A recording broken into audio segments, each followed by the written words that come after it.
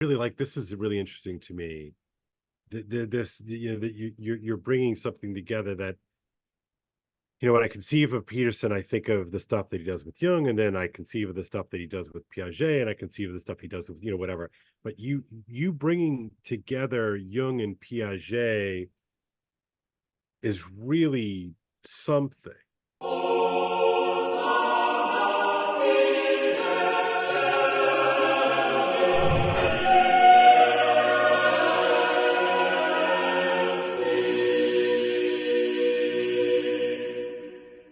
Hello, everyone. Welcome back to 21st Century Renaissance. I'm your host, Dr. Michael Lopiano. I am joined today by Kale Zelden, head of humanities at Portsmouth Abbey High School in Rhode Island.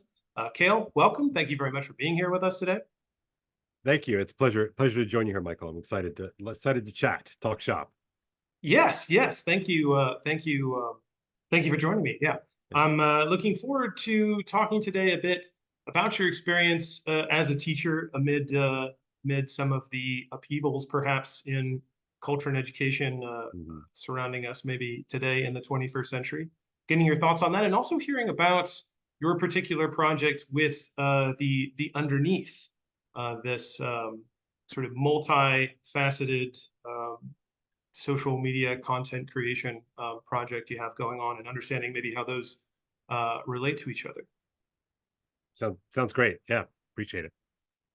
Yeah, so one of the elements of the Renaissance that stood out to me in particular in the years that I had a chance to study it was the return at its foundations to a rearticulation in educational culture, to a look at, well, for example, right, the Studia Humanitatis, to humanities, to humanities. Yeah, there it is.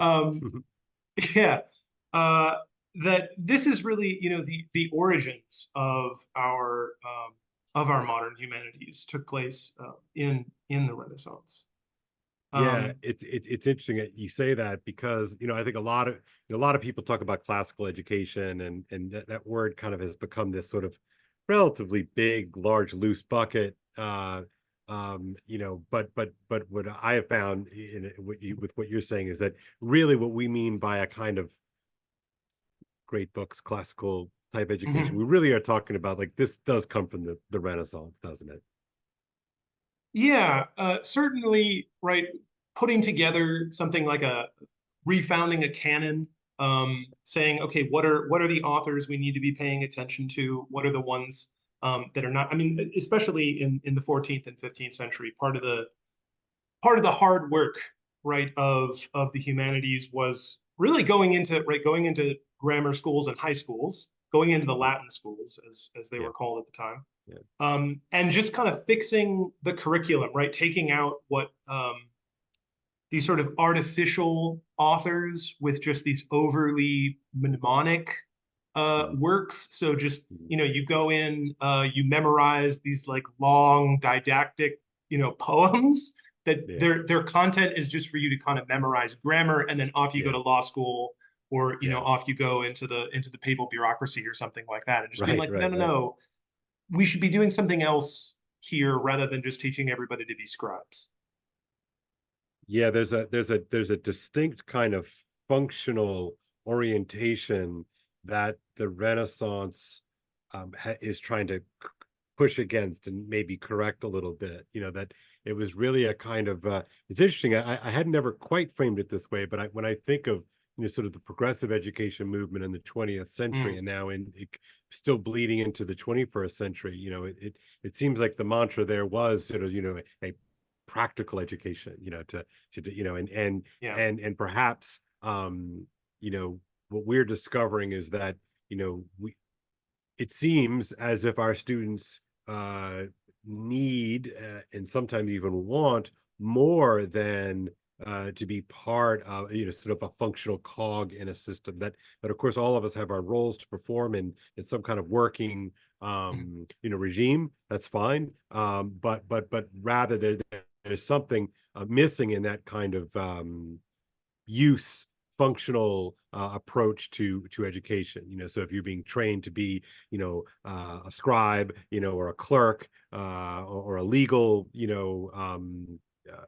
agent, either, oftentimes for the church, of course, but even beyond that, that it seems that what gets, at least the the stereotype, is that it had gotten drained, perhaps, of a little of its life force, or its of its Yeah. soul. So that, like you mentioned, poetry as a kind of pretense with which to mnemonically grasp grammatical principles and concepts. Like, fine, that does work, but is there something lost in that exchange? Like, is there something more? Is there an actual content or essence to poetry that is beyond mere function? Yeah, I mean, this is sort of, the elevation of poetry in particular, right, is something that is essential to the humanist movement. And for the sake of beautifying language, that language is right. It's so interesting too, right? Because even before the Studia Humanitatis becomes about, say, exemplars and behavior, Yeah. it's at its foundation, we're doing something wrong with language. Whatever has happened to language because of bureaucracy and legalism, and the complaints is over speculation on Aristotle, for example, is one that is something that comes up a lot, especially the 15th century. Well, Aristotle is all well and good, and he's an excellent philosopher, and Thomas is brilliant for what he's been able to do with Aristotle and theology, but do we really need yet another commentary on Aristotle in this century? And do we need this kind of, jargony, manipulated, language that has fallen out of natural speech, that has lost the beauty of say, common parlance or something? Yeah, I've heard folks, friends of mine, talk about the sort of the spirit of geometry and the spirit of finesse, and it seems to me there's a little bit of a tension between those two things. None of us are going to sit and look at each other in the face and say, well, geometry's bad, and finesse is good, but structures and geometry as a kind of mental architecture is super important. And yet there's a way in which an overemphasis upon the spirit of geometry crowds out space for what I'm just sort of this sort of back of the envelope type structure here, the spirit of finesse, which I think would include delight, poetry, humor, ambiguity, paradox, these kinds of things that can get kind of squeezed out of a hyper geometric framework. Yeah, that actually reminds me quite a bit of. Are you familiar with this hemisphere hypothesis of Gilchrist? Yeah, of course. I'm big fan. Yeah, I didn't want to just drop that bomb and then good. Yeah, so I do think that's this is part of these sort of iterating patterns. I'm so fascinated by the way in which these patterns manifest themselves, and I think you're exactly correct, at least if I'm intuiting correctly. Part of this project that you're doing with 21st Century Renaissance is you're seeing a kind of a new formation of an old pattern, right? And that the particulars, of course, will be different, and contexts and cultural matrices can shift and change, but there's something that kind of is showing itself again. That's exactly right. And I think too, this is something I think I picked up as well from Jordan Peterson, and it's this idea that, right, one of the worst things you want to hear when you walk in to see a doctor is, oh my gosh, we have no idea what you have. No one has ever seen this before. That's the worst thing to hear from a doctor, right? No, you want to hear from a doctor like, oh, okay, this is rather familiar. Let's talk about this. Obviously, your problem is specific to you. It's the problem as it is manifest in you, an individual organism, right? So it has its own individual particularities. But you don't want to hear like, we just have no idea what's wrong. Yeah. Yeah. I think there's something similar. I have a little experience with this. Yeah. Yeah, I have a little experience with that, of a doctor looking at you and Mm, like, yeah, we're flummoxed, and it's you would you would almost rather have this is crazy, of course, but you would mm. almost rather have a terminal diagnosis because at least you feel like I'm dealing with the known, Yeah. as nuts as that might seem. But we love the familiarity that this sort of these architectures can do for us, right? So that's what I mean. Like there's nothing wrong with the spirit of architecture, the spirit of geometry, or the kind of the left Hmm. hemispheric emissary Hmm. brain. um Hmm.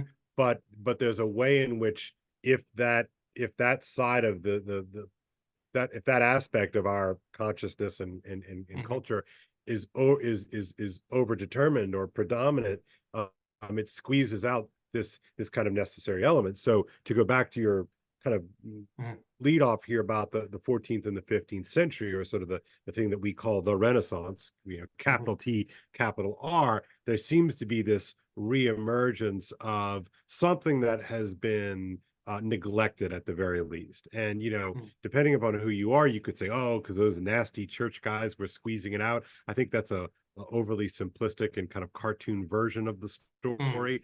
But the power of Aristotomism in the scholastics was real. Hmm. That's Hmm.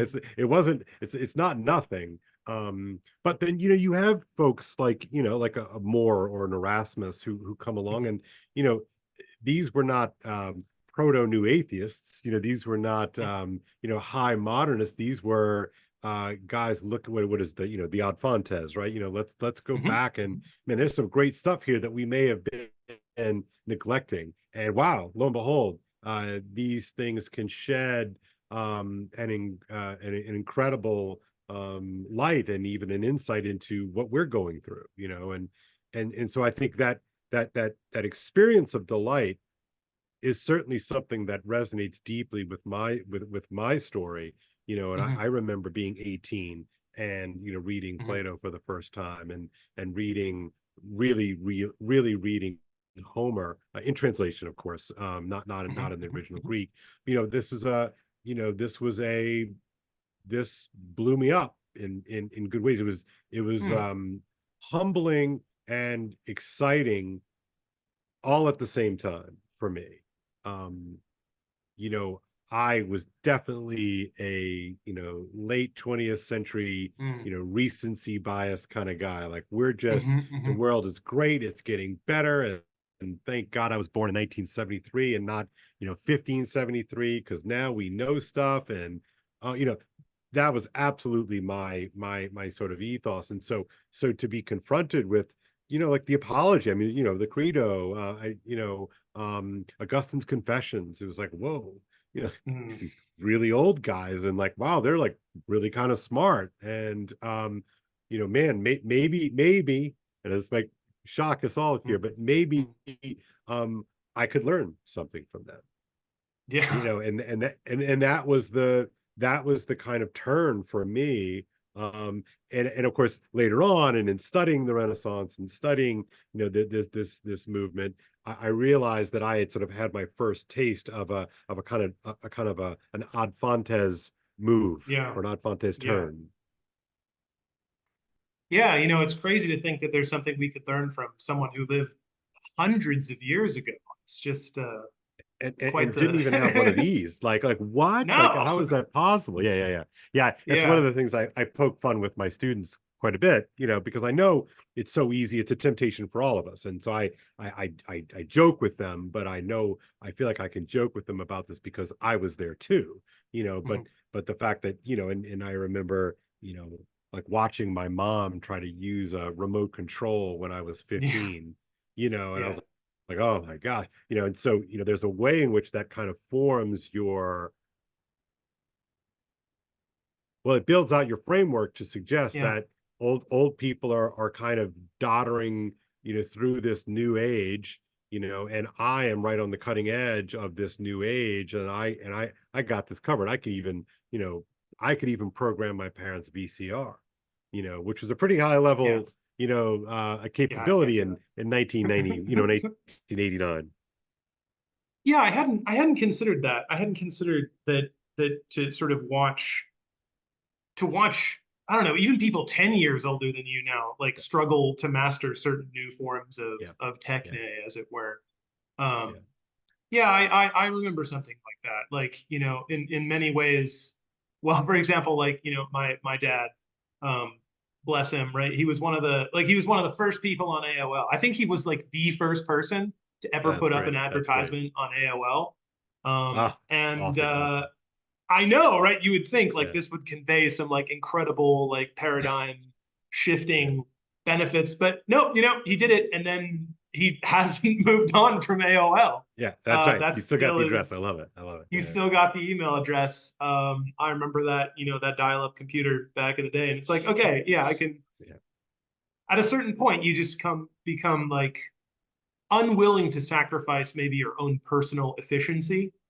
yeah. That's good. Um, That's nice. That's nice. Yeah, yeah, something like that. Yeah, but I found it particularly interesting that you pointed especially to the confessions. yeah. Yeah, that was a. I don't think I ever felt so connected to someone who felt so contemporary as Augustine. Yeah. I don't think Yeah. I've read Isn't it anyone weird? who's Isn't it? who's felt like Yeah. that. Yeah. Yeah. Isn't that, it's so weird, isn't it?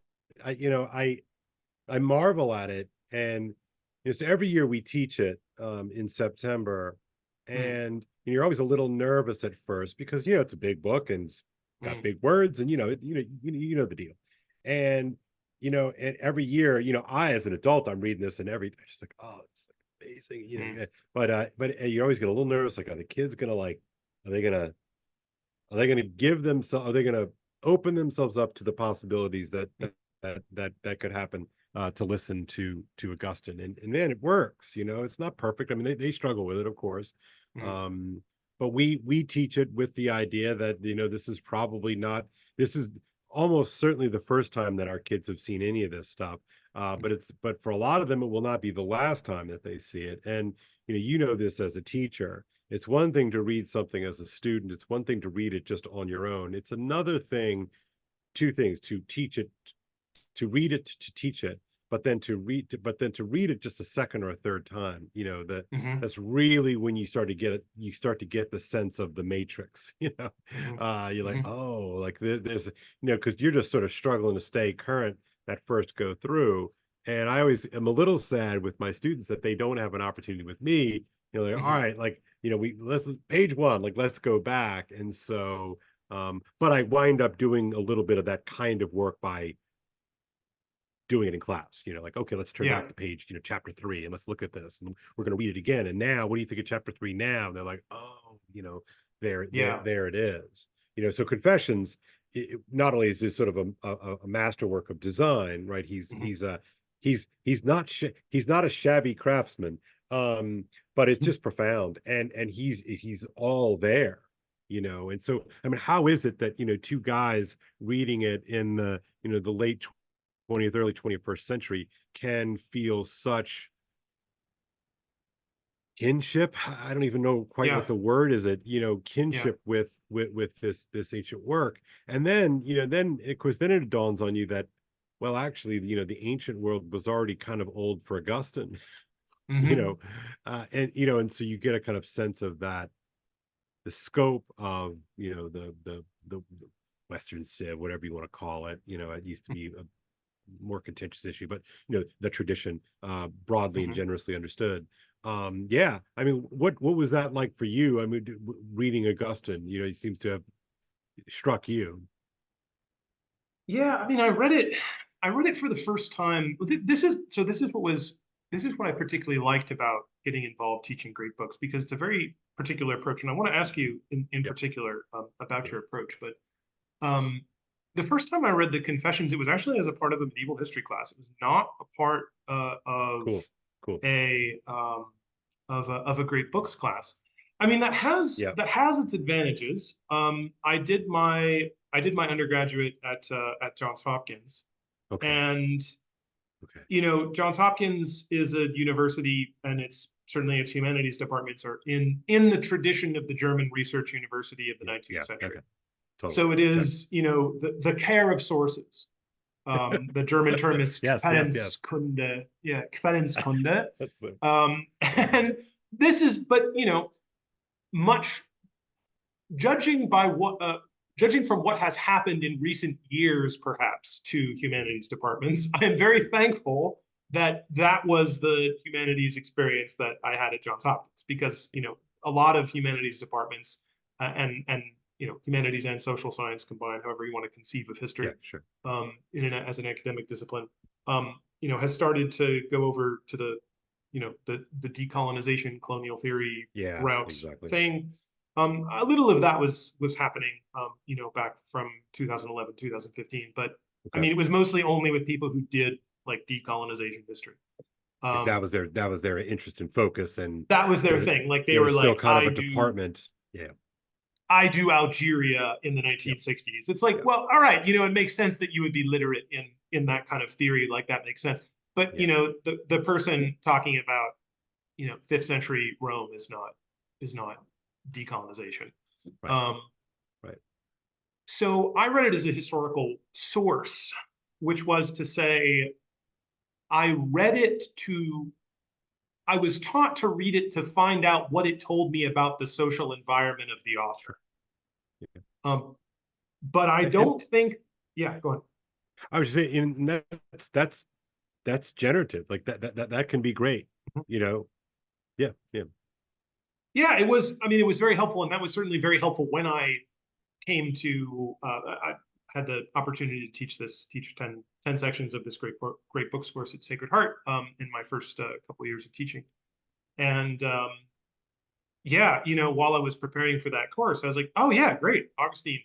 Confession, absolutely. Let's do that. I Yeah. remember this fondly. Let's take a look. But then at that particular point in my life, right, reading it at whatever 20, 27, 28 Mhm. versus 18, 17, I think Yeah. I was like, yeah, 17, 18 when I Yeah. read that. Very, very different.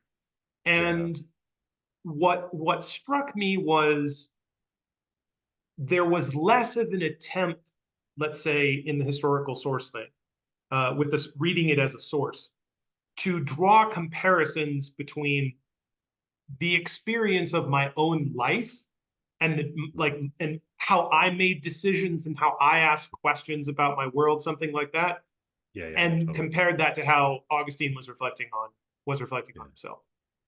And that was very different for me when I prepped it, that summer for the course the first time. And I was like, oh my gosh, this is a genius thing to give to Yeah. college kids. Yeah. Like, It and so really basically is. what I did was like, I was like, okay, guys, imagine this is a road to 30 or 35. And you guys are all interested, you're all like career, like, okay, education, career, gotta be in the right city. Cause all these kids are from whatever small town, New Jersey or Connecticut. They're all Yeah. like, I'm gonna move to Yeah. New York City. City. I'm Yeah. gonna Exactly. Yeah. be, whatever, Ma finance or this, it's gonna master. be I'm a great. finance bro. Master of the universe. Yeah. Yeah. Yeah. Totally. Yeah. Exactly, Yeah. exactly, Yeah. exactly. And I was like, okay, you're gonna do that, or some of them want to be these girls want to have a career and be famous at the same time. This is Of 18 course. year Yeah. olds, Yeah. right? Yes. 18, 19-year-olds. Right? Yeah. Yeah. Yeah. Can't let go of the famous stream. Of Um, course.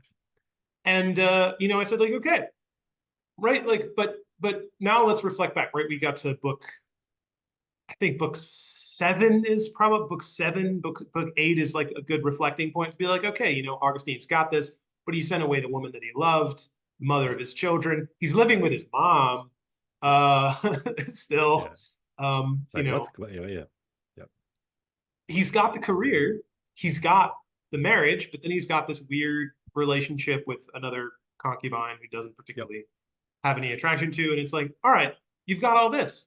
Like, I want you to think about yourself now when you're 30 or 35 and you look back on this. These are your goals now. Yeah. He had the same goals as you. Are you going to be happy? Are you going to be happy looking back on your life if it ends up this way? Yeah. And it's like, I wish someone said that to me when I was 18. That's right. That's right. Yeah. That's right. Yeah. It's so funny, that there's a whole, I mean, the way that we kind of frame it for the kids, is that, you know, we frame the great books education as really it's your introduction formally to the big questions, who am I? Is there a God? What am I supposed to do with this life? where am I going? What is, what is my telos? That's really the frame in which we talk. So I just call it the big questions or existential, however you want to call it. But that's really what we're trying to do, is really kind of get that spark, at a young age of like, hey, you're going to have these questions if you already haven't begun it. And most of them kind of nod. They're like, oh yeah, that's true. I have been kind of like, that's kind of been nagging at the back of my consciousness. And so hey, like, good news, you're not the first person to think about these things, right? So that's cool, right? So Mhm. you don't have to feel like a freak, actually, and that no, that other people thought of it. And secondly, like, they've left us accounts of their thinking and their thought process about these great Mhm. questions. And so, man, it's like they've given us this thing that we can kind of use. And I'm always very upfront, look, I'm not saying like Augustine has all the answers, or Dante has all the answers, or John Locke has all the answers, or whatever we're reading. But Mhm. these are a variety of different ways in which people who've come before us have made valiant attempts to answer some of these questions.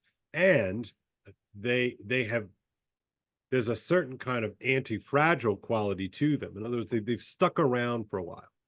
Mhm. And so I plead with them almost. I'm like, guys, I just want you to, Mhm. before you jump to any kind of conclusions, it doesn't strike me as a conspiracy.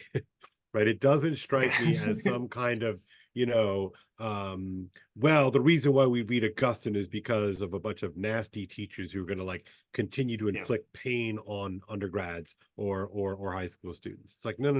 Let's hold off on that and say Mhm. maybe people are still reading Homer, or Plato or Aristotle or Augustine, Mhm. or Boethius or whatever, fill in the blank. Maybe people are still reading these things because they continue to resonate in surprising ways to successive waves of generation after generation after generation. Again, they're not proscriptive, but they are at least entry points into these things Mhm. that I know if you're not asking these questions loudly right now, you will. And as you say, like, Mhm. when you were 18 versus 35, like, that's a Mhm. perfect Mhm. kind of thing. What if your 35-year-old self can go back and say a few things to your 18-year-old self? Well, Mhm. guess what? We've got it actually.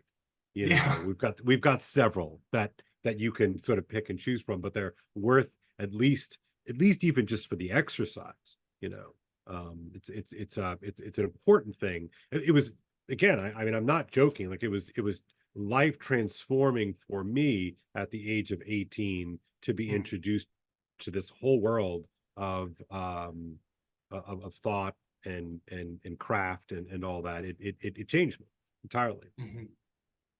So I'm curious, what is this like? Like, how do you set up your? I mean, do you take a seminar approach with your students? Yeah, You guys, yeah. so how do you set up this like entreaty um to partake in this method? Like, do you give them? Is it like a speech at the beginning of the year? I Yeah. I ask because having taught it at Sacred Heart, right? I had a lot of students come into this particular seminar who I would say, oh, minimum 80% were Catholic or raised We're, Catholic. about Were 80%, raised is that what you said? Catholic. Yeah, About okay. 80% were raised Catholic. And I would ask at the beginning of the class, I'd say, okay, who's done CCD? And they would raise their hands. Roughly similar. It Yeah, would be that amount, right? yep, And so yep, it took maybe after my first year of doing it, I realized that I had to do that as a regular thing in all my seminars and tell them that this class wasn't going to be that. I myself wasn't yeah, wasn't raised Catholic, right? I yeah, made a profession of faith in the Catholic Church in yeah, 2019, so it took me, yeah, I had to learn about this. I had to yeah, learn that somehow there was this process of being exposed to similar elements, yeah, like things yeah, maybe extracted from these yeah, texts and then yeah, presented in yeah, some yeah, sort of yeah, textbook yeah, that just made them default. If I didn't tell them like this is not at all going to be like that, this is yeah, not a theology course, this isn't even a history course, like maybe we'll yeah, talk about when pertinent, if someone raises a theological point right, or right, raises a historical point, we'll bring that up, but this is not what that's going to be entirely. yeah. So what's that process for you like? Because if I'm not mistaken, Portsmouth Abbey is also a Catholic school, yes? We are. Yeah. Yeah. So it's a Benedictine abbey, and we're Hmm. the work of the monastery, although Hmm. primarily and substantially staffed by laymen like lay people like me. Yeah, so it's funny. I think on some level I'm a kind of a natural preacher. Hmm. Um, and I've joked with friends before that, yeah, like if I were Protestant, I probably would have found my way to be some kind of pastor or something like that. Hmm. Hmm. Um, because I find that a lot of my work is witnessing, testifying. Hmm. Hmm. Hmm. And so, you do that in a couple of different ways. But yeah, like I definitely have like an opening kind of speech. Um, and I am very aware of my audience that, I would say that 20 years ago, if you would ask kids if they were, raised Catholic, that might mean something. My experience, and again, I'm not trying to be mean here or even mean Hmm. spirited, Hmm. but my experience is that even kids who have been raised Catholic, and kind of putting those in very generous, scare quotes, um, they really don't know anything Hmm. of any real substance when it comes to Catholicism or the intellectual tradition that sort of comes out of that. And so it's a pretty, it's not even a blank slate, Hmm. interestingly enough. It's not a blank slate. That really what has become increasingly clear for me, and certainly post pandemic. So now I'm kind of updating my Hmm. story here. That they have been raised by YouTube. They have Okay. been raised by the internet. And Hmm. so, the internet, in my opinion, is not neutral. There's some great stuff on the internet. I'm on the internet all the time, so I'm Hmm. not I'm Hmm. not Hmm. coming at this from a kind of, we're having this conversation because of the technology. So I'm not coming at it from a sort of strict sort of Luddite position, but I think that my experience tells me that the internet is a kind of a confounding machine that uh, awards a certain kind of attention, which Hmm. precludes, at least initially, precludes kids from being able to do a deep dive. And Hmm. so a lot of what we are doing, and we are, I run a basically I run a no tech classroom. Hmm. Every now and again, I'll throw up some slides because I want to show them some pictures of art or a Hmm. cathedral or Yep. whatever, a Yep. Yep. portrait of Henry VIII, so I can this guy, that kind of stuff. But really, beyond that, I don't do anything except in books and on paper and pencil, and I kind of doubled down on that. I would say that coming out of um, the pandemic. But my sense is that um, deep work, real work, it's really difficult to do it online. So even if I'm conducting an online seminar, which I think in certain ways can really work, I'm not even really saying that. What I'm really saying is that at some point you need to be alone, in a room with a book and a pencil in your hand, and you need to just like fight that attention demon, Hmm. uh, you know, in order to, okay, we'll just take Augustine, book 7 of Augustine. Like, okay, or 10, I really need to be able to focus my attention and to understand what's Hmm. going on here. And again, it is not just for the sake of the content, although the content's great, but it really is, it's like I'm making my brain do exercises that it is not accustomed to doing, right? So there's this weird kind of technology component to what I've been doing for the last 25 years that I was really unaware of until that technology has been gravely threatened by the Hmm. sort of the pressures of gadgetry and the pressures of social media and the pressures of shredded attention span.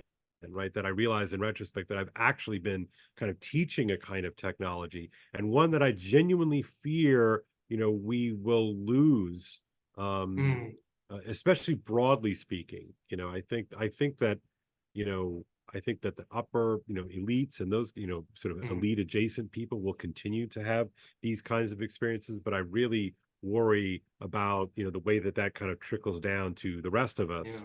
you know will those kids get that stuff? Will those kids have the Yeah. benefit of that kind of formation? And I'm not saying, I don't think they are, not because it's not available, but because the people who are in charge of education seem to be motivated Mm. to decouple and decolonize Mm. kids from the tradition.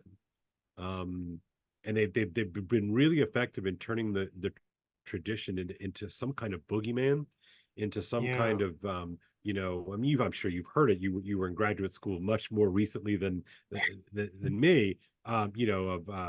Everything is white supremacy, everything is coded white Yeah. supremacy, everything is coded oppression, everything is coded in all of these different ways.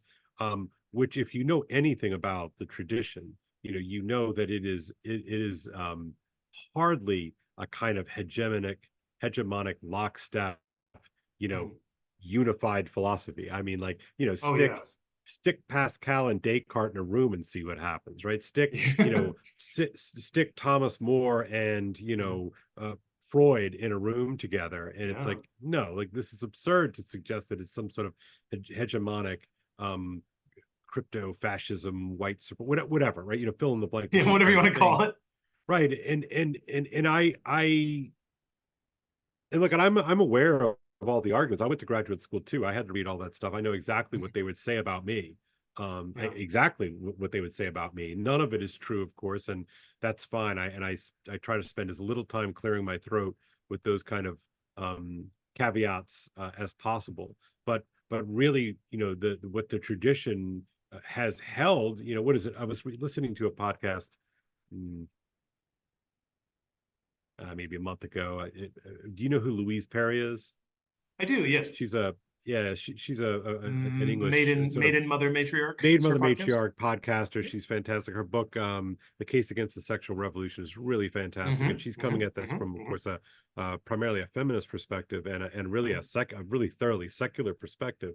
But she said that, in one of her podcasts, she said, look, tradition is just experiments that have worked. And Mm-hmm. I really like that she said she got it from a she was listening to something or reading something about wine culture. And Mm-hmm. so the French wine culture, that they have traditions and people will make fun of the traditions, but the author is saying, like, look, yeah, but traditions are just those things that we've tried and they've worked, and we try it Mm-hmm. again and it works again, right? And so I love that definition of tradition. And so when I talk about the tradition, I am not talking about a political program, really. I'm really talking about a kind of Mm-hmm. Mm-hmm. an inheritance, Yeah. an inheritance, that is all of ours, right? Which is Yeah. awesome, and it is generous. I find the Mm-hmm. tradition that I have inherited and that I get to um, share with my students to be a real generous tradition. And I would just add that maybe this is too cute, but it is also generative. I believe Mm-hmm. that it builds you out as a person.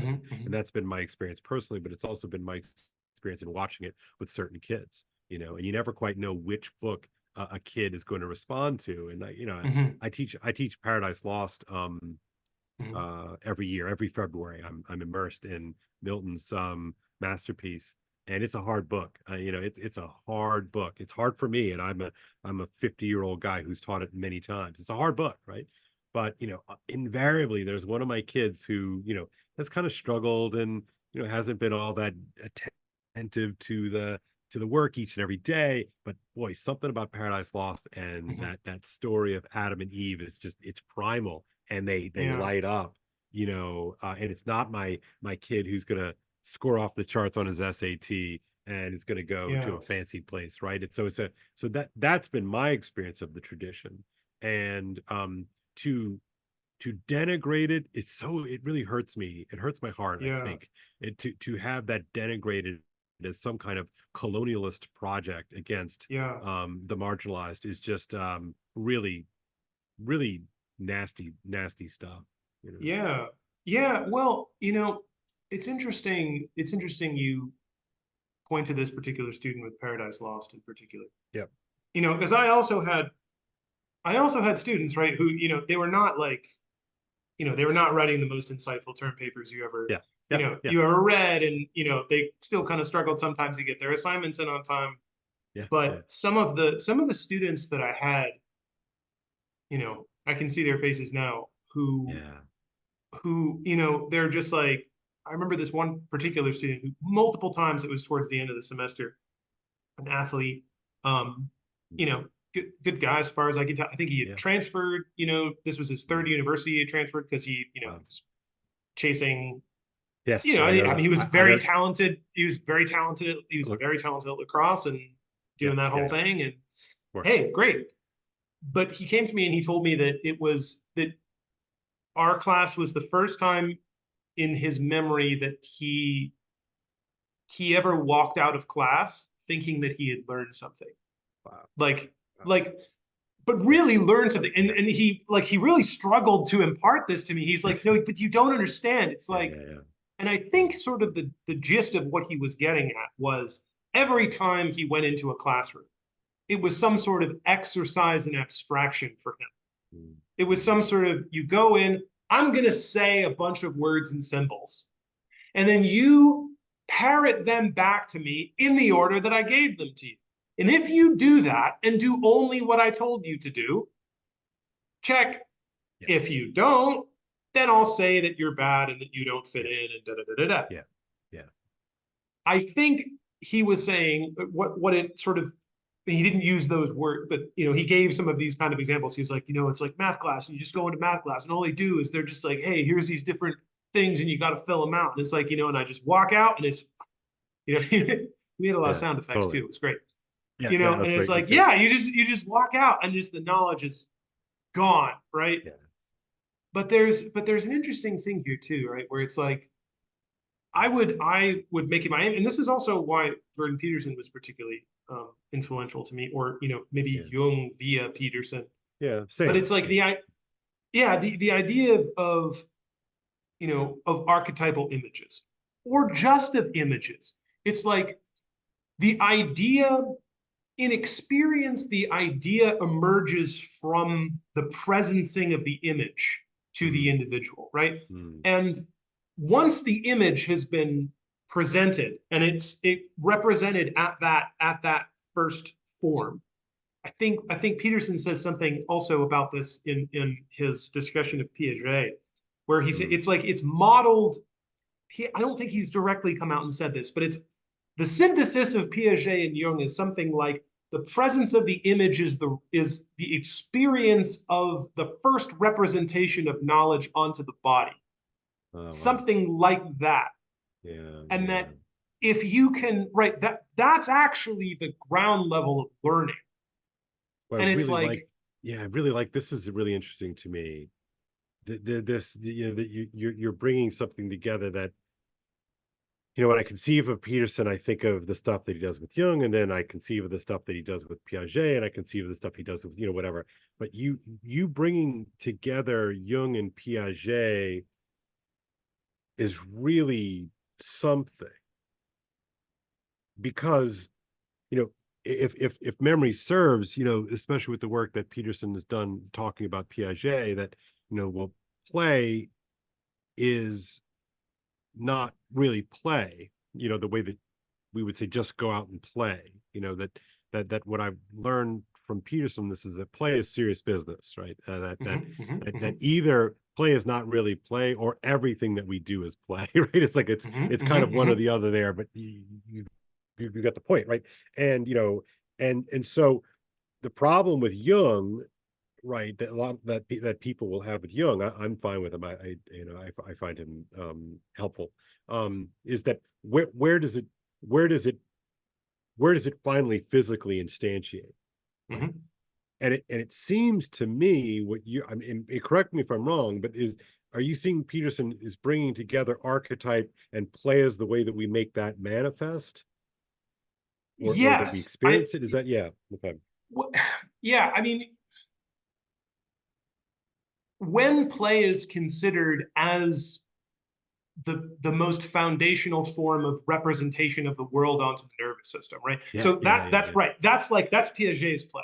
is right. Everything is, and I think he also sees a parallel in this idea in Northrop Frye, because Yes. Northrop Frye, right? Frye Yes. doesn't have the play, the body. He's not doing that, but he's Yeah. looking at it because he's also inspired by Gian Battista Vico, and Yeah, he's of course. looking Yeah. at the Yeah. layers, the ways that language represents. Yeah. God, this is so good because, but, but it has to like somehow become embodied. This has to Mm-hmm. become incarnate, right? Yes.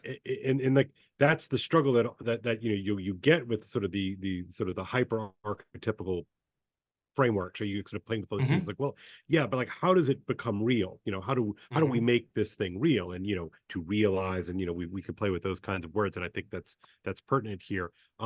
So so I guess the answer is like, they become real in and through you. Mm-hmm. You and, Yep. that growing up is sort of almost growing into your archetype, Yes. like arriving as your archetype somehow, Yes. like It's like like, like like, like accomplishing it. yes, it's like the yes, and that process is what you become an instantiation of it in an individualized form, Yeah, which yeah, yeah, is, and you integrate several different archetypes, right? Because yeah, basing off of this idea that you are right at on the inside, you are a combination of several different sub personalities that then you unify and present to the world as a single person. right. So each of these, or different elements of you, inclines toward different well, you could say archetypes, but I would say exempla Yeah, that okay, channel the archetype to you. yeah, yeah, yeah. I So like that. I your like that. father, your teacher, your right, and they guide you. And so these exempla guide you along that path in right. They participate in that archetype, Yeah, and they guide you. You receive the image, or your the I don't know, learning framework or neurological framework, however you want to yeah, conceive of that. The archetype is, Jung would say, right, the archetype is activated, and the yeah, image comes up from it bubbles up from the personal unconscious, most perceptively in the form of the dream, but also right. in the reverie and the fantasy, and right, okay, and in the So we even projection of affect. right, and we even say like the dream, both become whatever those weird things that happen to us when we sleep. Sometimes those weird things that happen to us even when we're awake, but they become also these sort of casts. We sort of cast these. We cast Mm-hmm. ourselves into a kind of future that has sort of been formed or pre-scored by a dream, right? And Mm-hmm. I have a dream, that we had this, Mm-hmm. that and there's a connection there, right, between those things that occur to us at night, but also like this, and I funny, I was just teaching Dubliners with my kids Mm-hmm. this past week, and the opening stories are all about kids and play, and what is a proper way to play, and also what is the proper substance of a kid's formation. And like a lot of adults are worried, like, why are you reading these sort of cowboy and Indian books? Why are you reading these halfpenny Marvel, right, as sort of these proto comic books? And instead he wants them, the priest teacher wants them to like read their Caesar, but in the Mm-hmm. end they are the same, right? They come to us as stories. And sure, I can make an argument that Caesar's, work is more important, but at any rate, the way in which we receive all these things are ultimately stories, right? Whether it's a Mm-hmm. story about a real person like Julius Caesar, um, hash, asterisk, asterisk, right? But also then, whatever, a Lone Ranger comic book or something like that. And so these stories are ways for young people to sort of tap into potential archetypes that they're going to have to sort of fry and scramble and Mhm. project forward as sort of potential versions for themselves. And so, so we're going to go back now to Augustine. You read Mhm. Augustine, and to sort of see that as a kind of archetype Mhm. for you, or to look back upon that and see that as a kind of archetype that you have kind of lived out in a couple of different ways. I Yes. think that's why this stuff works for Yes. us. I think that's the attraction. That's Yes. the attraction. Yes. Exactly. Exactly. Yeah. Well, and so I wrote my dissertation on a single biography, a Mhm. 15th century humanist biography written by an Italian humanist about a Polish archbishop. So the archbishop of the city of Lviv, which is today Lviv in Ukraine, the Latin Mhm. archbishop Mhm. of the city. Yeah. And this was a relatively young archdiocese. It had into the early 15th century, it paralleled, an Orthodox and Eastern Rite Yeah. archdiocese and had subsumed it. And so, it was on the borders, like near the Tatars. It was not very well taken care of. And so the biography, describes this archbishop and his upbringing, but also his life up to a certain point, his learning, and then really what he did with this particular archdiocese in order to make it prosperous. And it's Yeah. written as this sort of private autobiography to a different bishop who's also involved in the administration of the Polish state, and says, hey, here you go. But it's written in That's this form of, it's who are the models? It's a lot like The Life of Atticus by Cornelius Nepos. okay. Yeah. It's similar So you're right. to, like, So in other words, it's participating in a kind of existing form, right? correct. It's Right. participating in Yeah. the classical biographical form. Yeah. Okay. Right. It Right. is. I It's totally get it. not. It's not hagiographical. It's not. It's not a Yeah. chronicle. It's this. It's the classical. It's a classical form of Oh, biography. so that's a And cool kind of throwback. Yeah. Yeah. That's cool. Yeah. Yeah. yes, Yeah.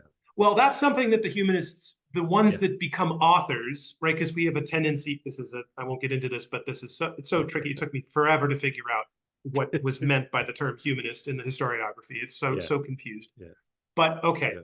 but right, the humanists that become, that get to this level of sort of secretaries, and they receive patronage and whatnot, they also say, okay, I'm going to make these works, because of course foundationally what they're interested in is a didactic purpose, right? Everything that they're Of doing is course. Of aimed course. towards teaching. Absolutely. Yeah. And Yeah. whether that's, a Latin school 12-year-old boy, or that's, Francesco The king of Sforza, the Duke king. of Milan. Yeah. Or the King Yeah. of England, right? Or the Polydor king of Virgo, England, right? right? Right. Yeah. This Exactly. is More's the joke that Moore makes in the opening of Utopia is, is Hippolyte saying like, what? Why would I want to work for a prince? That how do you educate a prince? Which is a great kind of like tongue in cheek poking fun at the whole Renaissance project. And Moore Yes, himself exactly. was a tutor for the future king. So it's great. It's great stuff. Yeah. So that, right. I mean, that form, right? That form of saying, here's an exemplum, here are the behaviors, and Mhm. crucially, here are the values they pursue, Yeah, yeah, yeah. is like, and this is what I'm trying to figure out with my research, because the hypothesis is that had been lost in education. It seems like it. Now, it doesn't seem like it was totally lost, Yeah. because the exemplum is also very common. Obviously, you still have the biblical stories, and Right, right. there are these But collections of exempla that are used in homiletics, yeah, right. But but but they're here's the thing. not. I don't think they're in the schools.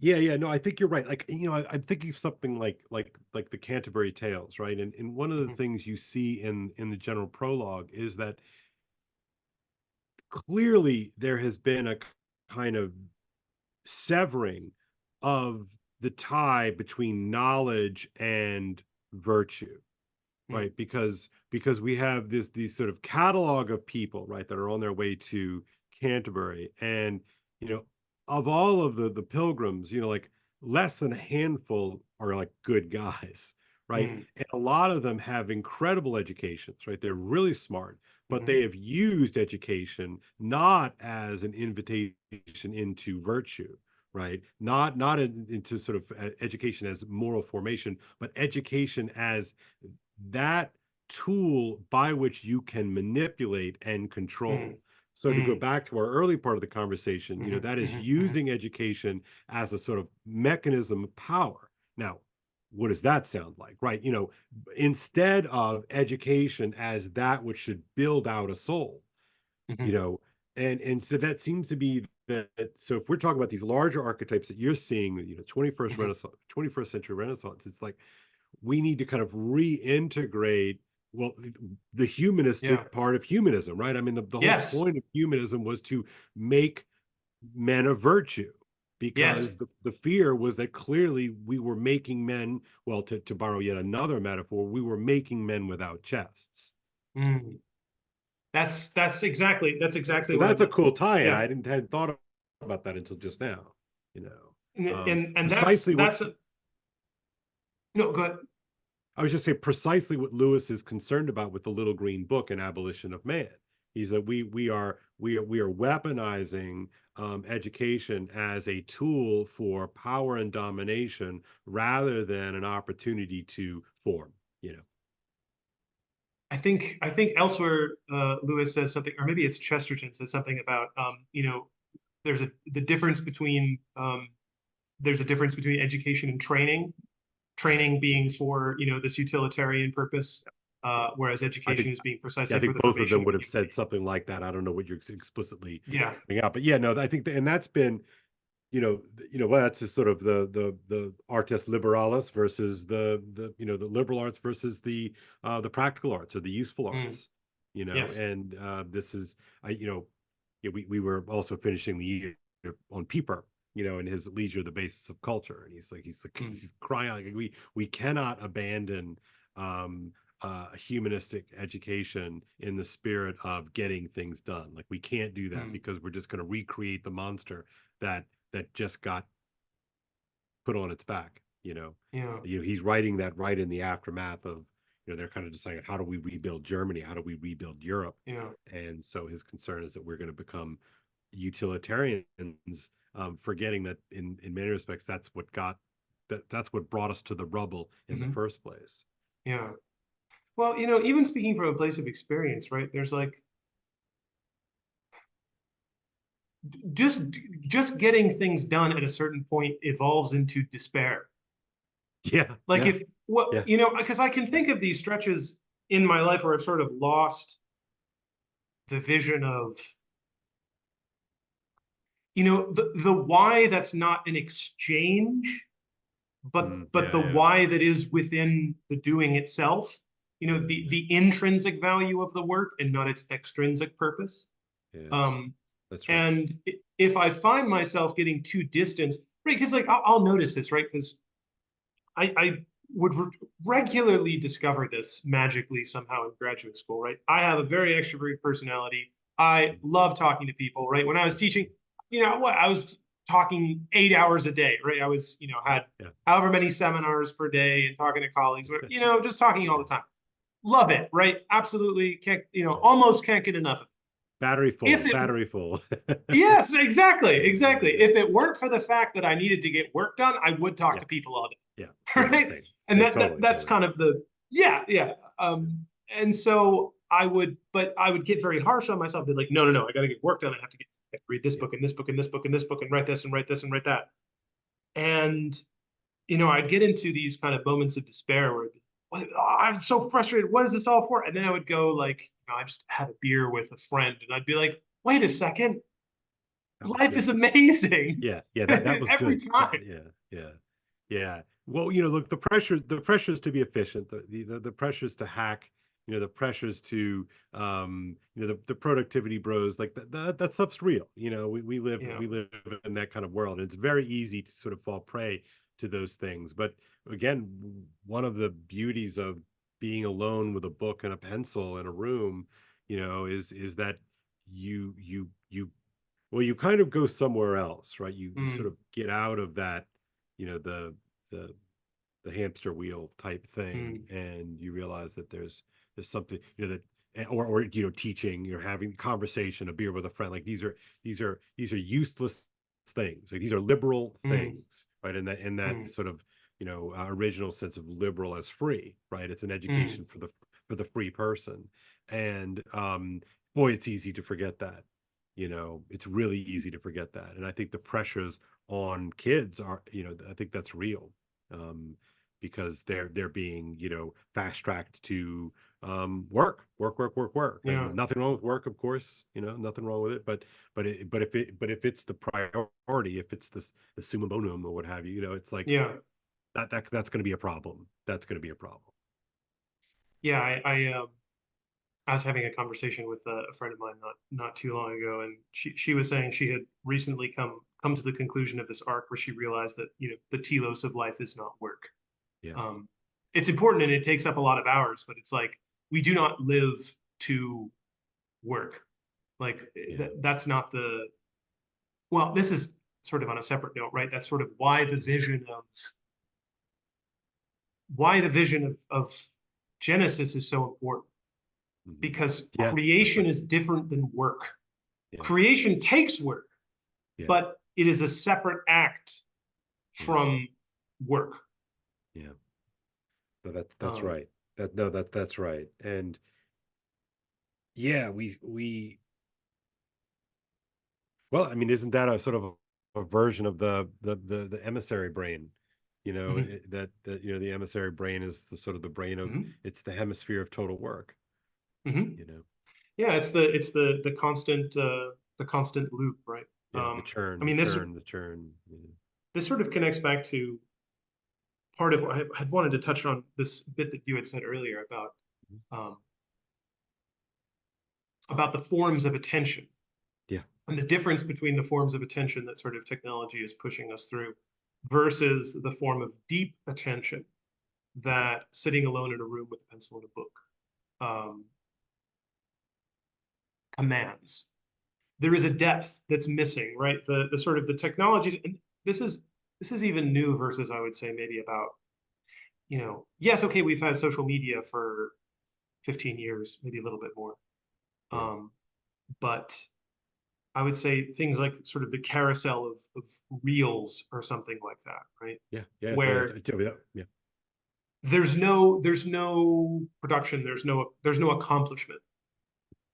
There's no benchmark. It's just this kind of shallow recursive cycle, kind of cycle through that gives the illusion of progress, but it's just looping. right. Um, Yeah. Well, I think about this a lot, and I don't know if I have anything profound to say about it, but I think about it a lot because I think of my students, smartphone usage, and hmm, I think about the amount of hours with an S, hmm, plural, that they spend on Reels or TikTok a day. And, you know, what is it for? Well, hmm, again, you could say, well, Kayla, you just got finished saying that, a liberal education is not for anything except itself, right? But what a weird aping of the liberal, because you're not hmm, free at all. In fact, you're hmm. quite captive to the algorithm. And it's almost, and this maybe is a little bit dark, but it's almost as if the algorithm uses your eyes so that it gets views, right? Yes. It's like, you are this sort of meat battery that it Yeah. needs in order to register and to sort of ascend up the Yeah. hierarchy of content, and Yeah. it's a total reversal. Whereas the book is for me. It's Yeah. not for the book, right? The book doesn't count how many times the pages have been rifled through, right? It doesn't do that. Um, and the book is nothing without me, Mm. in an interesting, like, I'm talking about this Yeah. this one-off, like Yeah. this Yep. copy Yep. of the book. I Hmm. know the idea of the book, maybe lives somewhere else, but we get that. So but the book, is for me, Hmm. and I Hmm. pick up a copy of whatever, The Road, Hmm. it's for me. I'm not giving The Road another look, like I Yeah. would a reel on a TikTok. Yeah. And it Well, doesn't, like, that's if I it's start if I start reading The Road, like, it's not going to suggest 9 other McCarthy novels. yeah. It's Well, yeah. Well, that's the interesting thing, and you you gesture to this sort of idea, which I think it's a question Peterson's also asked before, is where is the book, right? Yeah. And especially when I'm teaching poetry, because for the longest, I really liked poetry when I was young. It was like a form of art and expression that really drew me. Um, and I found particularly even starting from when I was maybe 12 or 13, maybe even younger, I don't know, but around then, maybe around 12. When I learned a few forms of poetry, I definitely found that when I was in moments of, just strong emotion of any kind, I started to be drawn to jotting down poetry, and that sort of stuck with me. Yeah. But I never liked the way that poetry was taught, because it was taught as, okay, well, you have you get the sort of the Greek system of categorizing poetry, but then you get this artificially grafted on to English poetry, which is It just doesn't probably, work. if there was one language that didn't fit with any It's of the really, Greek schemata, it's English. It's really English. Yeah. I never, yeah, I know. Yeah, totally agree with you. Yeah. So, it took me the longest time to be able to, I sensed this, but it took me the longest time to be able to express it to students. And it's like the thing I think that really allowed me to change the way that I would talk about this, or have a way to talk about this, was learning, of course, that poetry is older than writing. Yeah. Poetry is far older than writing. It predates sort of what we would call discursive writing or Yes. prose. Yeah. Yes.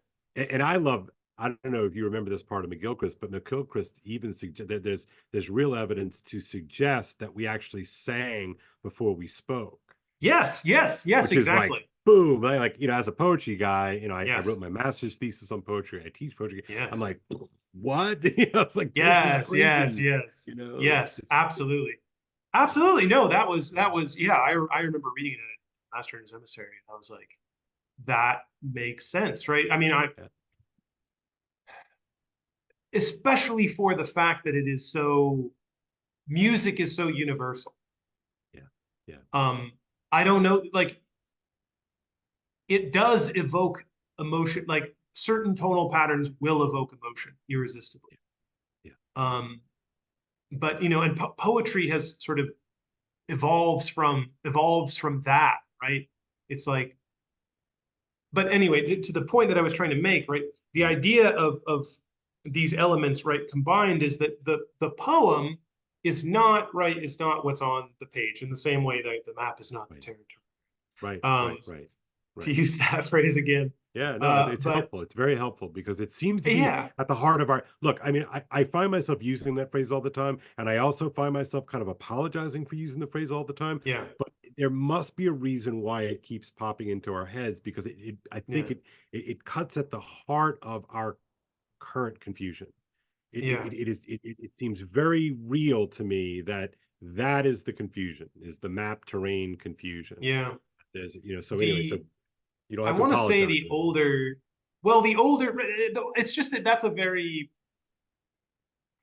that feels like a history department neologism to me, is what that feels like. And so I'm like, but there is no music there, is like kind of my aversion.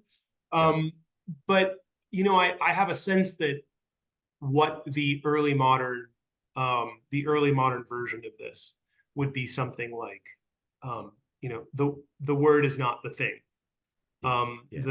Which is yes. I think you're exactly the right. word is not the thing. Yeah, that's the word really is not good. the thing. No, that's really good. No, I think that's exactly. I never thought about that, but I think you're really on. I think that hits it. Yeah. So, but what I think is so wonderful about poetry in particular, why this also connects to what we were saying in terms of the connection between Jung's speaking about the image, and really that is the psychological experience of the representation of the world onto the body via the act of play, Piaget, is that the real poem is the one that's been mapped onto your body, right? When you can recite the poem, when you can feel the music of the poem, and you can say it out loud, yourself in the act of reciting the poem, of singing the poem, that's the poem. And I Yeah, yeah. think it works the same with texts, Yeah, no, I actually. totally agree. Yes, I do believe this. You know, and I think the way that we know the difference is this, Michael. It's like back when we used to have DVDs, right? Remember that, Mm, right? So, mm, I could take the physical thing and I can stick it into the tray and I can hit close, and then the menu pops up and I can hit play. And I can be hungover.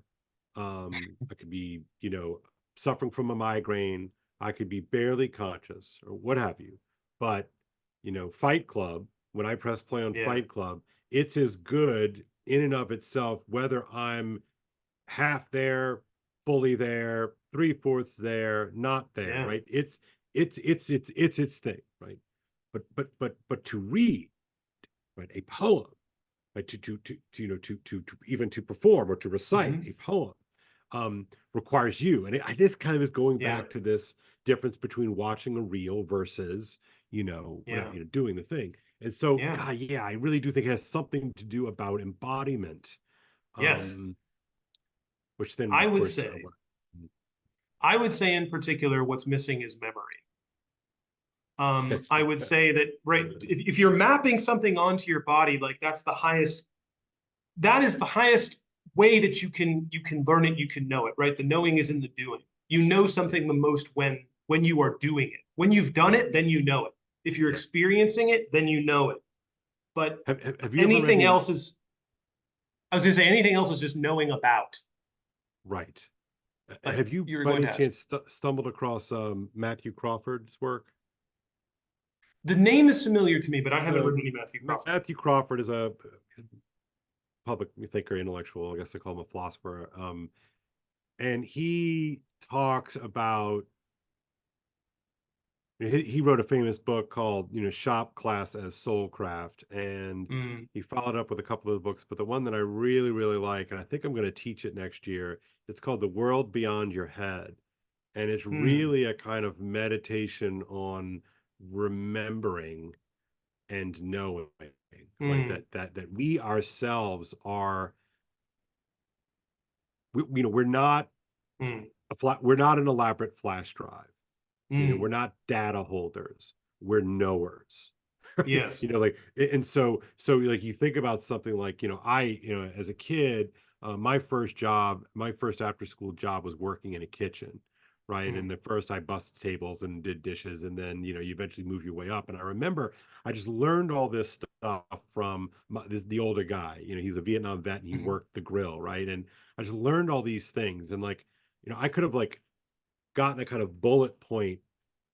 Well, what do I know from, but to sort of do it with him and to sort of be mentored into doing something very physical, I know that stuff. And in ways that like it requires my body to do. And mm, you'll find it's like if you're ever trying to teach your kids how to do something physical, like, how do you teach them how to make a cake or scramble an egg? Like, that's a nice easy one, mm, right? But like, how do you scramble? Well, if you just swish the fork around, it's going to go all over the place. You kind of have these like little mm, control things that you kind of have to like show them how to do it. And like, well, how do mm, you keep it in? Like, I don't know how you keep the egg inside the bowl. You just kind of have to do it fast but contained, right? And so just watch daddy do it, and then they'll do it, and they'll spill half the eggs the first 9 times you mm, do it. But on that 10th one, mm, they get it that loop back around keeps the egg back into the bowl. And then, well, how do you know when the butter's ready? Like, and how do you know when to move it? All those kinds of things, right? Just I'm using this as a model of knowing. That's a kind of knowing that our culture does not at all uh uh value. The mm, sorry, what's my dog? The dog, that's my dog. So, the culture does not value that kind of mm. knowing because you can't extract that out and put it onto a spreadsheet, Yes. right? And so he tells this really long story about this small group of guys. Hold on one second. Let's just come in real quick. All right, it's my dogs and my son. It's a small group of guys whose job is to maintain and fix pipe organs. And so Mm, it's this like really niche kind of thing, right? mm, It's like mm, pipe organ, but there's just an incredible amount of knowledge and wisdom. We talked earlier about wisdom of those mm, experiments that worked, right? So you have just got these pick it up. You have this sort of large amount of information and knowledge that only exists inside the person himself. And so, Mm. so when these guys die, like this whole body of, we even call it a body of knowledge. Well, that's interesting, Oh, isn't it? But this whole yes. body of knowledge goes away. Mm. And well, what is that? What did we lose?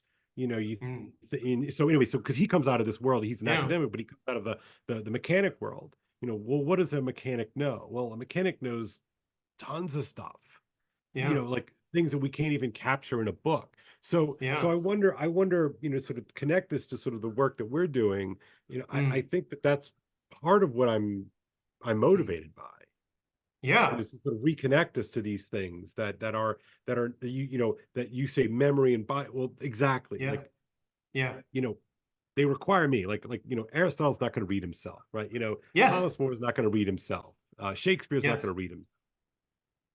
Yes. Yes. I think to your image here, right? Here of the a body of knowledge, right? Yeah, Also connects to the idea that, well, how do you remember that body, right? How do you restore the sort of apprehension to it, right? You restore its right, members yeah, by acting it out. right. And And I and think so of, even the play on memory, right? You know, like, you know, we, you know, to remember is to put it back mhm, together again. And so the yeah, rememory, like, you know, and Morrison riffs on this in Beloved, right? But, you know, mm, this act of rememory, it's really pulling back together that which has been ripped apart or fallen yes, apart. You know, in Greek yes, tragedy is like, that's what Greek tragedy is about, is the sort of the rendering of the polis, you know, or rendering of the mhm, person, and kind of bringing them back together again. yes, yes. Well, that's right. And this is, yeah, to tie this back right to the idea about, you know, a Renaissance or a 21st century Renaissance or something like that, right? Is, you know, this medieval idea, such a powerful idea of the body politic, of of That's the right. state That's as right. being a body, Yeah. and that the city or, you know, the nation or something like that, right? Whatever, you know, the body politic has these parallels at large, right? Writ large versus the Right. individual writ small. And that you can understand, right? And I think this is also what Peterson is getting at when he says something like, is this in one it's either in one of his books or it's just something he's posted on Instagram. Yeah. But it's something like if you can't rule your if you can't rule yourself, right? If you can't like govern your household, how dare you rule a city? Yeah. Something like Yeah. that. Presume to rule a city. It's in the first uh 12 rules for rules, life. is it? It's the first, I thought so. it's 12 rules. Yeah, it's in 12 rules. Yeah, and I it's thought so. such a great, and I love it because it's such a home, you know, sort of a humble phrase, but Yeah. it contains such, well, wisdom, Mm. right? It's like, Mm-hmm. yeah, like, you want to look, clean your room.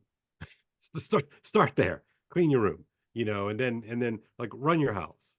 Like, can we Yeah. get that? Okay, so like, okay, you know, but notice, of course, like, you know, you know your Aristotle, like that is a very Aristotelian Mm-hmm. conception of the political order. You know, it's Mm-hmm. very, you know, the modern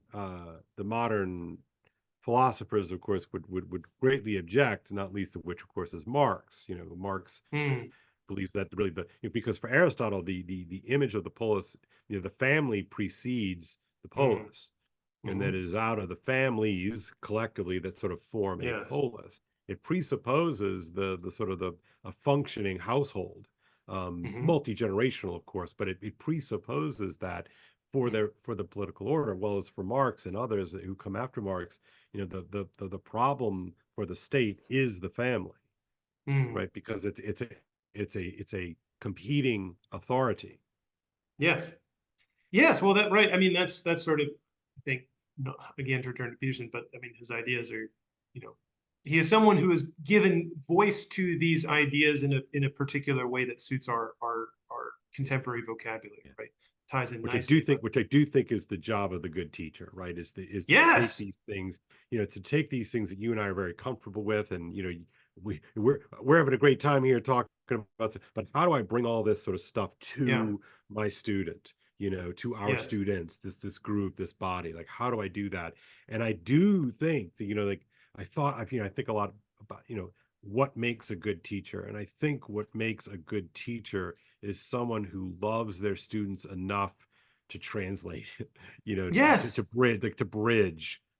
bridge those things, because I had those, I'm Yes. sure you did too, Yes. that I had those, those men and women who bridged that for Yes. me, either brought me there or brought it to me, but some kind of Yes. sort of magical process of connection. Yes. Yes. Exactly. And that, well, this is where I think the image is so important, right? Um, you know, I've thought a lot about the role of the image in in language, yes, but in teaching, right? Okay. At least like it's why like you can't get rid of two people talking to each other fundamentally, right? That there has to be that mode of, okay, the words are not enough. You Mm. have to, like, yes, you have to use language, but there's more than language. You have to get down to the level of the image. And Yeah. only when you've gotten below the level of the word in the sentence, and you've been able to convert this like these like linguistic semantics into image information, because the image then you connect to the experience, Yeah. and Absolutely. through affect and through emotion, then you're able to identify with the material that's being presented, because then it becomes a person and you can relate to other people, and then Right. by mapping their emotions onto yourself, and then you just then you flip it, right, and you take the emotion and the experience, and then you root it back up through the image and back into language, and you say, oh, okay, I know this image, here are my words, oh, okay, and then boom, there you go, then you're on the same page. Yeah, and I think this is why language is fun. The human language, is really not the same thing as code. Yes. That it's not, human language is can't be distilled into ones and zeros, Mm-hmm. like ASCII code, or I think it's called ASCII code, and I do believe that that's the great, you know,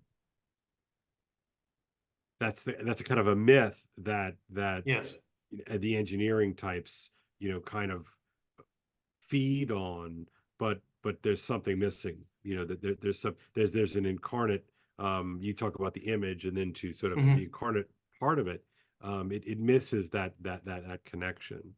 And so, you know yeah, Yeah. we just need to be careful, I think, with code, Mm-hmm. strictly speaking. um Yeah. Well, yeah, I'm not exactly sure how these like, yeah, how large language models work and exactly how that is approaching language. mhm. Like, I've heard the objection, for example, that there is the substance missing, that the referent is missing, right? It's Yeah. probabilistic, it's very highly accurate in the degree to which it can make probabilistic guesses, Yeah. estimations. Um, but and that's potentially extremely threatening. But that's not quite language, because it isn't Yeah. connected to an experience of the world, right? Yeah. Like language is Yeah. supposed to have a connection down to the material substrate of the world, Yeah. and it's a continuum. Right. I mean, like how can a computer experience wet? Right. Yeah. Or how can an LLM experience wet? Well, we can feed it analogies, Hmm. right? We can, and I'm sure they have. And Yeah. so it would be very good at imitating, well, what is wet? But to Yeah. say that the computer has had an experience of wet, it can sense that water is present, Mm. right? But Hmm. you and I both know what it feels like to, Yeah. run through the rain and our Yeah. socks get wet, Yes. right? you know Yes. there's a peculiarly human, for me, horror when my socks get wet. Yes. Yeah. And that is knowledge, that is not information. Yes. and and I think I do think that there's an importance, as you say, the thing that goes all the way down, like Yeah. something has to touch dirt, Yes. like, to physically touch dirt. Yes.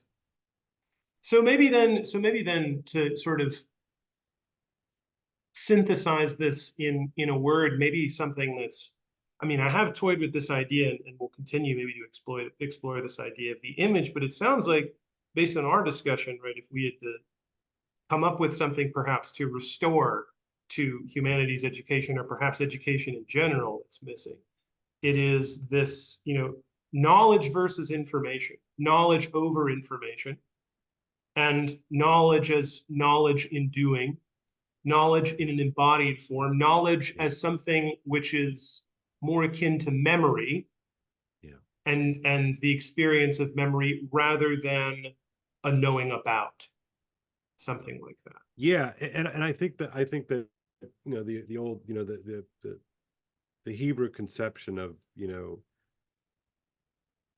knowing your wife, Mm. right? Mm. That there's something Yeah. captured in, right? I mean, there's something captured in that, to have knowledge of your spouse is radically different than I know how to solve for X. Solving for Yes. X is great, Yes, it is. but it is not knowledge in that Mm. Hebrew sense from the Old Testament. That sort of enfleshed knowledge that, yeah, and I know there are Yeah. people who know this stuff much better than me. I don't, Yeah. I'm a dilettante in this regard. Um, but yeah, that sense of, knowing in the Old Testament seems to capture this, what we are missing, right? Yeah. This sort of this dividing line.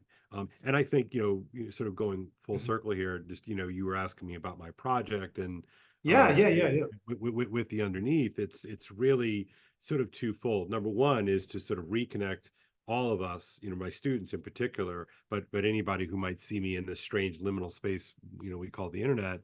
That there's it's yours for the taking, right? Mm. And that many of us have been, denied our inheritance, and um, you have been denied an inheritance. Either some malicious actors, fine, but you were busy and you were sort of, pushed in certain directions Mm. professionally and personally, and like, fine, like, all that sort of stuff happens, right? But it's there, and it's not optional. I think what I would preach, we talked earlier about being a preacher, is that Mhm. trying to live life without wisdom is a catastrophe. And I think that we are seeing, unfold in real time on your social media feeds and mine. I think we are seeing in real time the cost, that we have ignored, which is to try to live out a civilization absent Mm. of its soul. Um, Mm. and we're seeing it, and it's bad. And I see that in my students, and they're not bad people. I'm not throwing rocks here. Oh, no, no, Um, no, no. but we need it.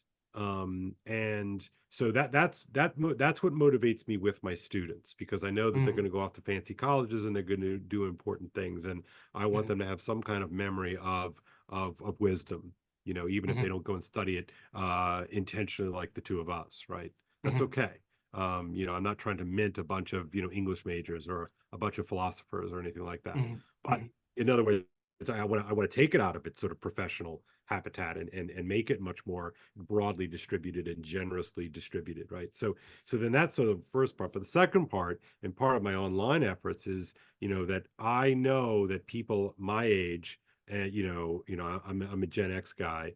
I know that most of us did not get it. Mhm. We were, a lot of this great stuff is, we got skipped over.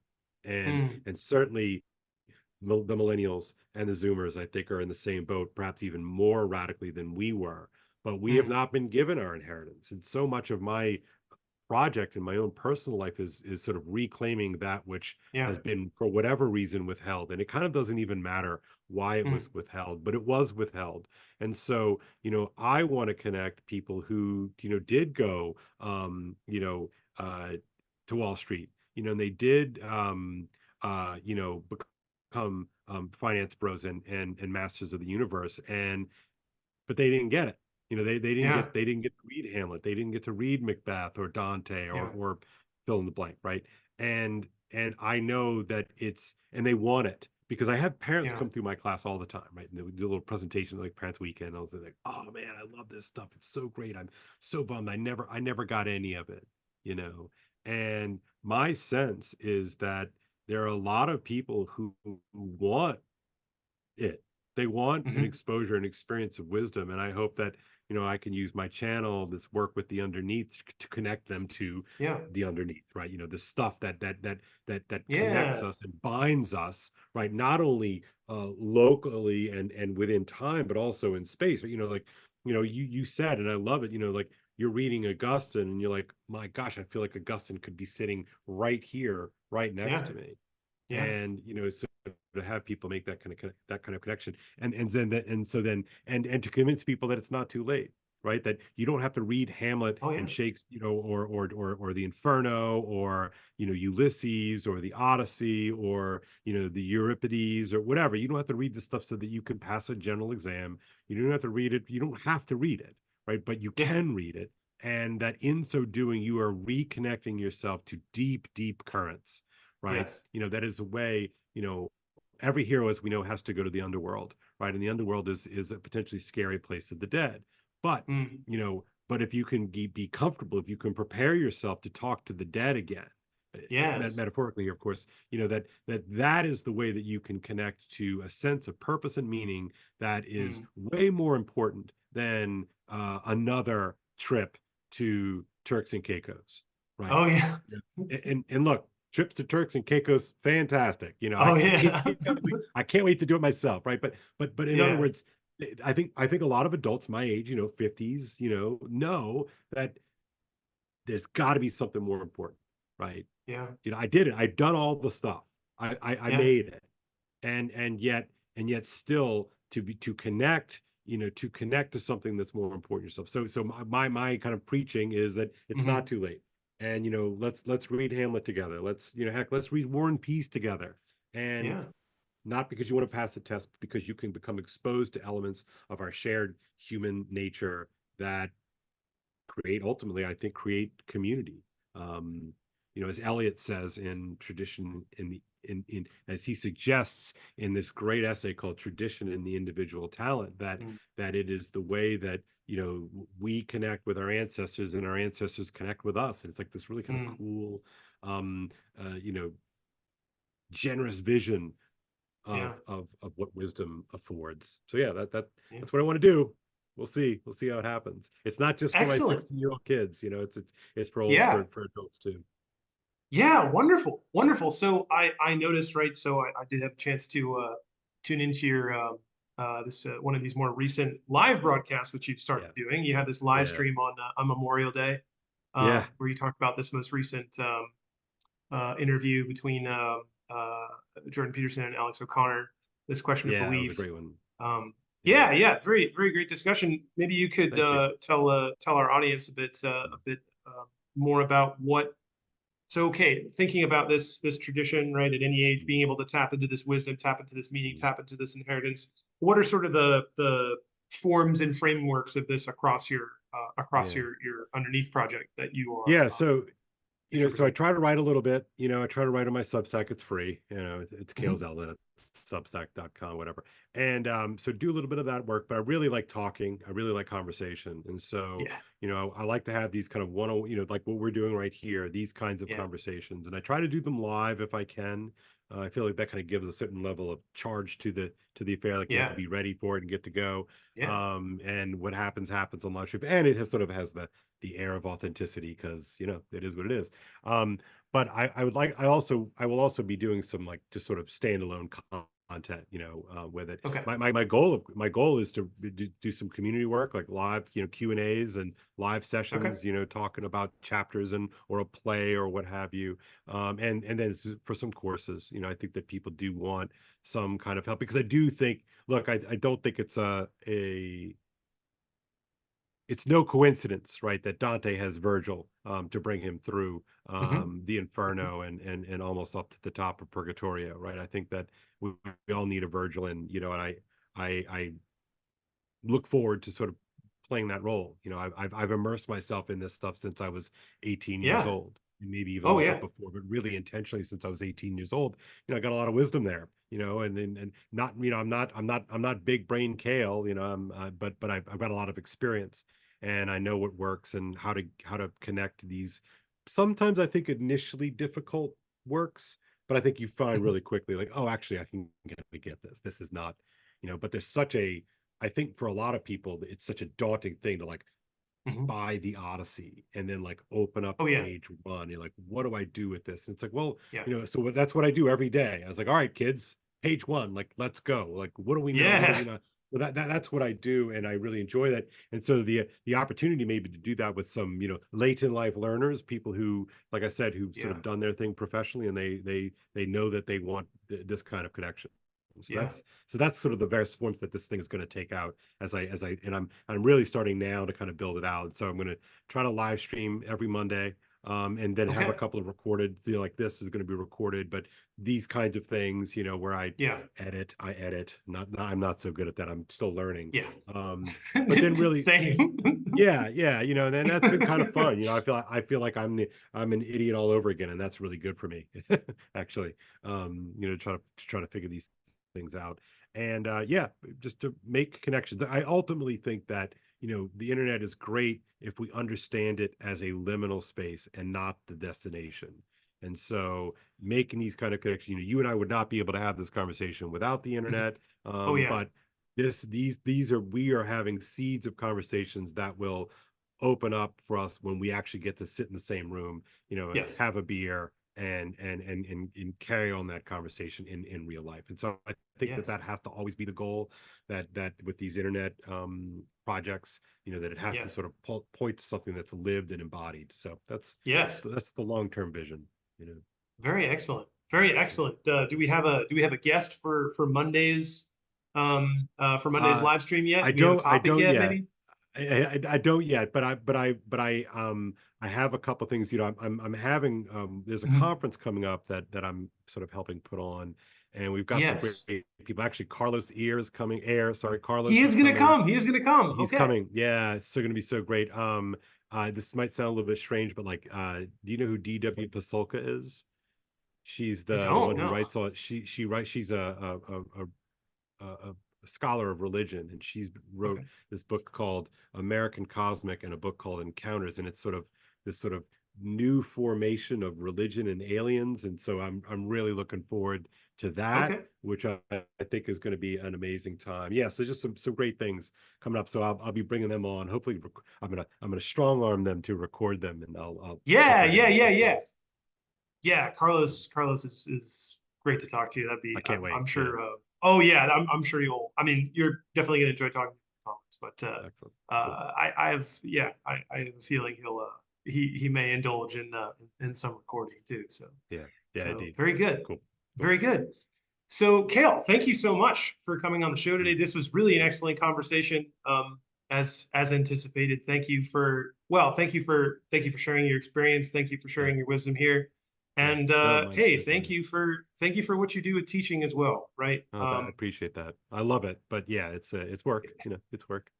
Yeah, I'd yeah, say I'd say thank you, of course, for having me on. But I would just say, like, I have to tell you, like, this is going to be a conversation that I'm going to watch myself, because you said some really cool things, and I want to go back and make sure that I got it. So anyway, I thought this is a generative conversation. So yes. I'm gonna go back and listen to this one too. So I'm looking forward Okay, to it. hey, Yeah, great, great. yeah. Well, thank you so much. I hope this is the first conversation of a generative kind, the first of many. So, I hope so. Our um, man. so Perfect. thank you very much, Gail, and thank Cheers. you everyone for watching and listening. We'll see you next time. Take care. All right, sounds good. All right, cheers.